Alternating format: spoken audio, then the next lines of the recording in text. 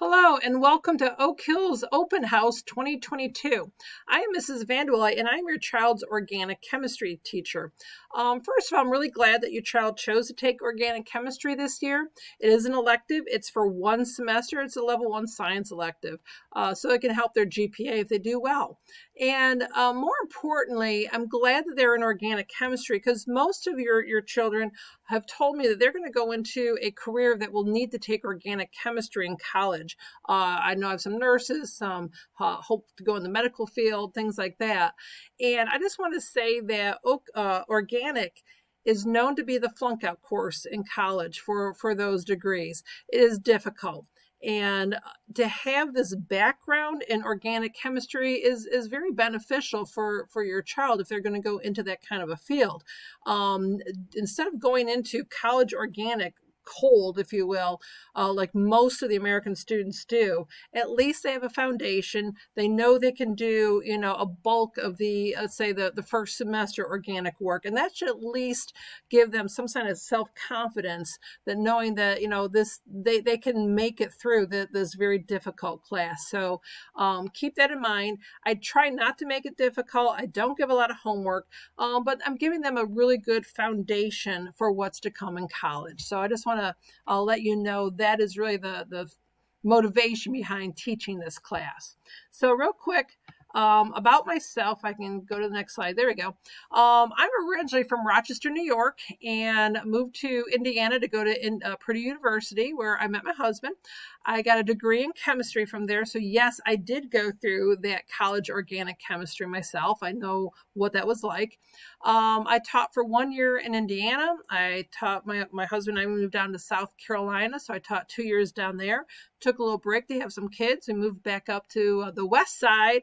And I've been at Oak Hills now for 28 years. So who knows? I could have had some of you as my own students back in the day. And if that's the case, come to Open House on Wednesday, and I'd love to see you.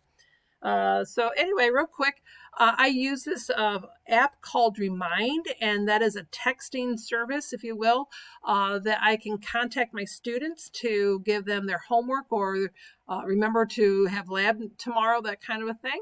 And it's also a way that I can contact the students individually, or they can contact me. So if they have any questions, if they, need to contact me for something, they can use this Remind app. And it's usually, the students like it a lot better than email because they give a notification when I send something out. So if you would like to sign up for this as well, and you'd like to receive my reminds, go right ahead.